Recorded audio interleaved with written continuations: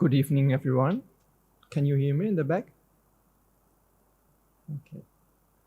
I would suggest that we start the session with paying respects to the Lord Buddha.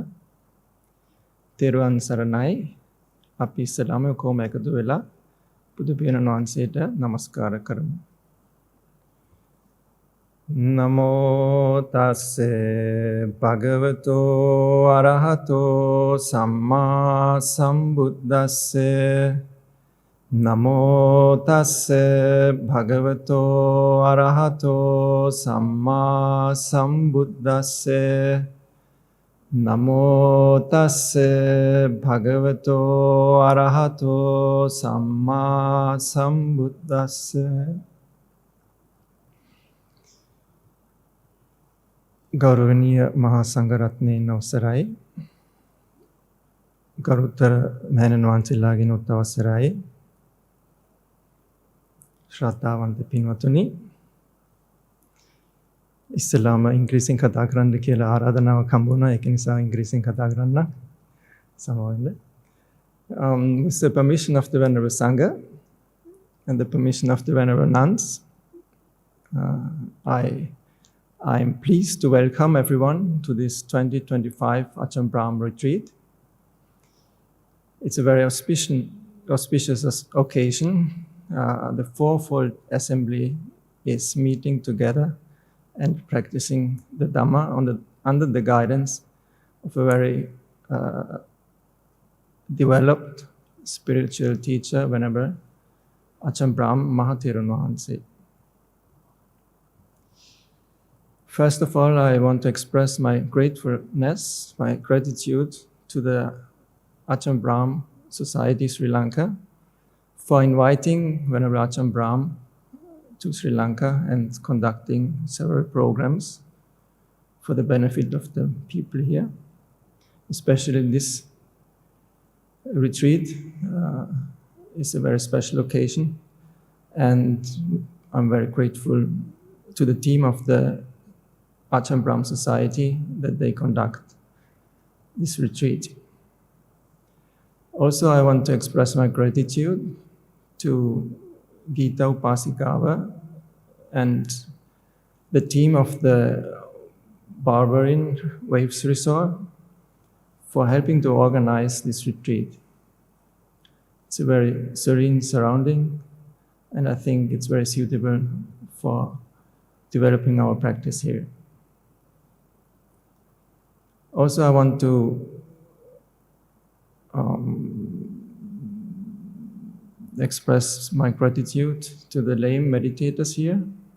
With their participation, they don't just participate, but also support the monks in their practice by donating a part of the necessary amount for conducting this retreat. So may all this help be conducive for your smooth development of the path of the Dhamma, and may it help you to attain Nibbana as soon as possible. How now can we make the best out of this retreat? We gather here to develop the mind. When we compare developing the mind to growing a soft and tender plant, we can imagine that while helping a soft and tender plant to grow, that we have to do two things. One is to nurture it and to supply it with the necessary things it needs to grow. And the other thing is to protect it from unwholesome influences. In the same way, when we practice meditation, on the one hand, we have to supply necessary nutrition, and on the other hand, we have to protect it from bad influences, from distracting influences. That is why I would suggest for this retreat that you try to abandon your digital advices for 1 week. it's a kind of sense restraint. We abandon distracting sense objects.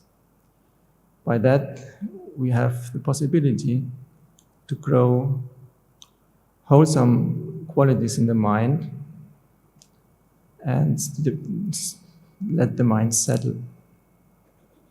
We can call it noble digital sense restraint.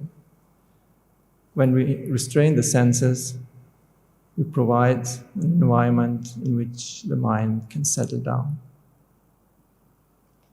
Another thing from which we have to protect the mind is chattering.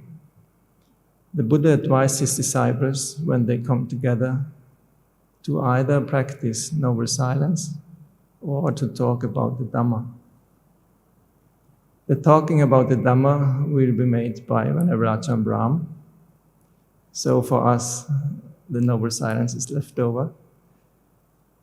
Noble silence is a special kind of silence. It's not just silence. What makes silence noble silence is the special quality which we practice during the silence. We take advantage of the void of silence to imbue it with mindfulness, kindfulness, awareness, and other wholesome qualities. So try really to restrain your speech. Try to practice this noble silence and try to make the silence a noble silence. Noble silence is not a grumpy silence. It should be done in a light-hearted way with a smiling face and a very gentle attitude.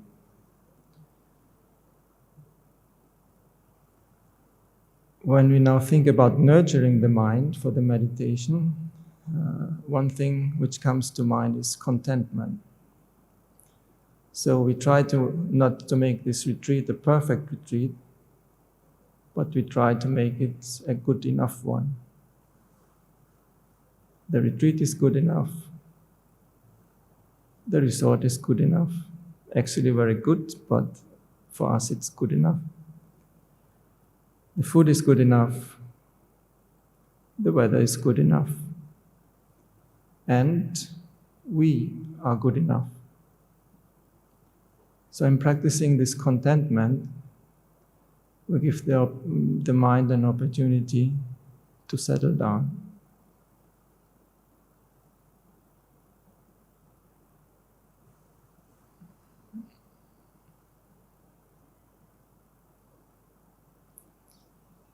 So I wish everyone a content, mindful and kindful retreat. May you enjoy the serene surroundings and make a use of it. And may this noble endeavor be conducive to your progress on the path, and may you all be able to attain the bliss of enlightenment as soon as possible.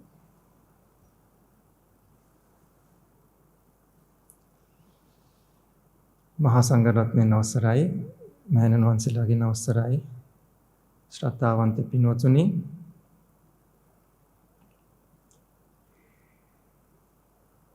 සාදරයෙන් පිළිගන්නවා මේ අවස්ථාවේදී ආචාර්ය බ්‍රාහ්ම ස්වාමීන් වහන්සේ තවත් සැරයක් ලංකාවට ඇවිල්ලා භාවනා වැඩසටහනක් මෙහෙවනවා. බොහොම දුර්ලභ අවස්ථාවක්. සිවණක් පිරිසම එකතු වෙලා බුදු පියාණන් වහන්සේගේ ධර්ම තුල හැසිරিলা මේ ආකාරයෙන් කාලය ගත කරන එක ඊ타ත්ම කලාතුරකින් සිදුවන සිදුවීමක්. එතකොට ඒ සිදුවීම වෙන්න නම් බොහොම ලොකු පිරිසක් ඒකට මහන්සි වෙහෙසලා සංවිධාන කටයුතු වල යෙදලා ඉන්න ඕනේ. විශේෂයෙන්ම Ajahn Brahm Society Sri Lanka කණ්ඩායමට අපි කෘතඥතාව පහළ කරනවා. ඒ අයගේ නොඅඩු කැපකිරීම නිසා Ajahn Brahm ස්වාමීන් වහන්සේට ආරාධනාවක් කරලා මේවන් භාවනා වැඩසටහනක් කරන්න පුළුවන් වෙන්නේ. ඒගොල්ලන්ට ගොඩක් පිං.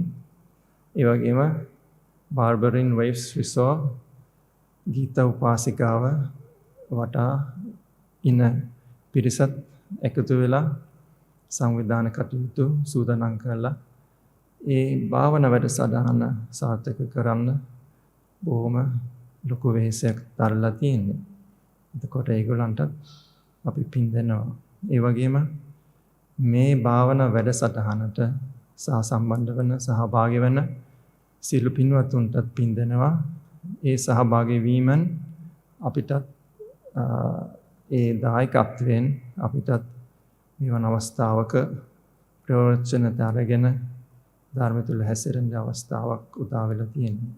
එතකොට සියලු දෙනාටම අපි පින් දෙනවා. මේ පින් බලයෙන් තමන්ගේ ධර්ම මාර්ගයේ තව තවත් ඉදිරියට වඩා ගන්න ඒක උපකාරක ශක්තියක් වෙලා ඉක්ම පුළුවන් ඉක්මනට මේ සංසාර ගමන කෙලවර කරගන්න ඒ කුසල ශක්තිය හේතු වාසනා වේවා. මේ භාවනා වැඩසටහනින් උපරිම ප්‍රයෝජනය ගන්න පුළුවන් කොහොමද කියලා නේක කල්පනාවට ගන්නකොට මතක් වෙනවා. අපි හිත දියුණු කරගන්න හිතේ ධර්මය වඩා ගන්න නම් ඒකට පුංචි පැලයක් හදන්න වගේ වැඩක් වෙනවා. පුංචි පැලයක් හදනකොට කාර්යයන් දෙකක් තියෙනවා කරන්න. එකක් පැලය පෝෂණය කරන්න ඕනේ. අනික එක පැලේ ආරක්ෂා කරගන්න ඕනේ.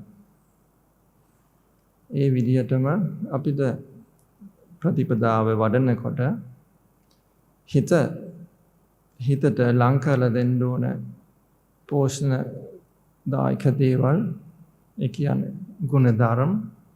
ඒ වගේම හිත අනික් පැත්තිනොත් ආරක්ෂා කරගන්න ඕන නරක බලපෑම් වලින්.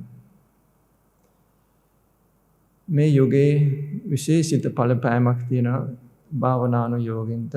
ඒ කියන්නේ digital devices. හිත විසිරවා ගන්න නම් ඒ වගේ devices පාවිච්චි කරලා බොහොම පහසු වෙනවා. ඒක නිසා තමන්ටම කල්යාණ මිත්‍රෙක් වෙලා මේ දවස් කීප තුළ ඒ digital devices ටික off කරගෙන භාවනාවට පූර්ණ අවධානය යොදාගෙන කාලය ගත කරගන්න එක නුවණට හුරුයි.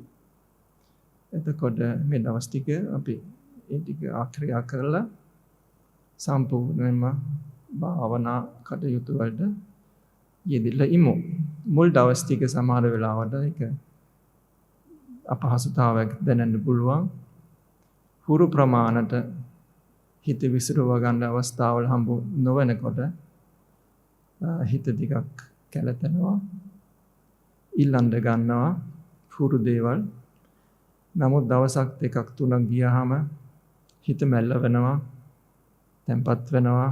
ඊට පස්සේ කරදර නැතුව කටයුතු කරගෙන යන්න පුළුවන් වෙනවා. භාවනා වැඩසටහනින් පස්සේ නැවතත් සාමාන්‍ය ජීවිතයට යනකොට සමහර වෙලාවට තමන්ට මුල් දවස් ටික නැවතත් අපහසුතාවයක් දැනෙන්න පුළුවන්. ඒ ඉන්ද්‍රියයන්ගෙන් වදින අරමුණු ආයත් වැඩි වුණාම. නමුත් ඒකටත් ආයත් ඉතින් හුරු වෙනවා, හොඳට හෝ නරකට හෝ.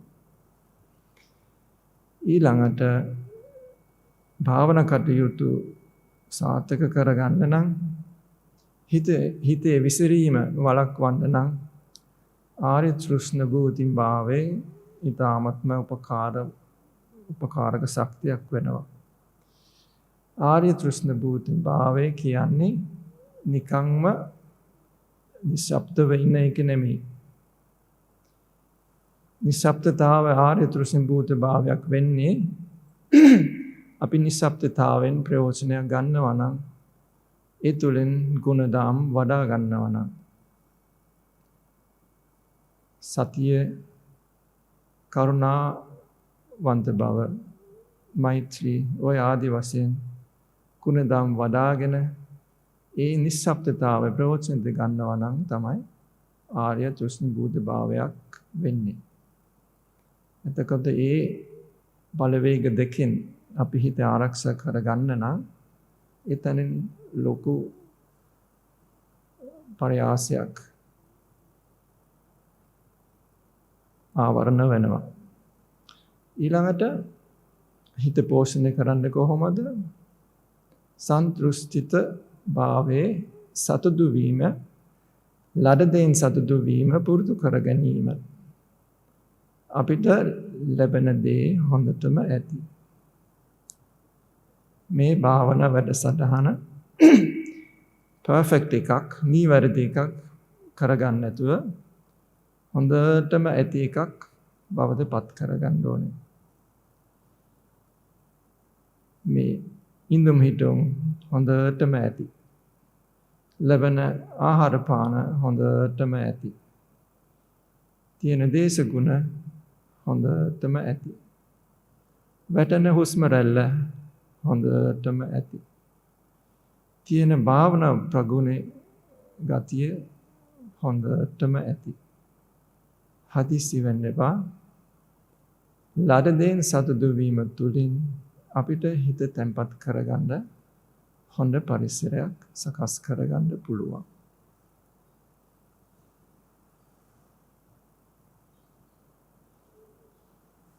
ඒ ටික තමයි භාවනාව පිළිබඳ කෙටියෙන් කියන්න තියෙන්නේ. මතක් කරන්නත් කැමතියි මේ අපි දැන් සහභාගී වෙලා ඉන්න සියලු පිරිසම ඒ භාවනා වැඩසටහනෙන් ප්‍රයෝජනයක්, උපරිම ප්‍රයෝජනයක් ගන්න නම් ඒ භාවනා වැඩසටහන ඉවර වෙන දවස තෙක්ම රැඳ සිටියොත් තමයි හොඳයි.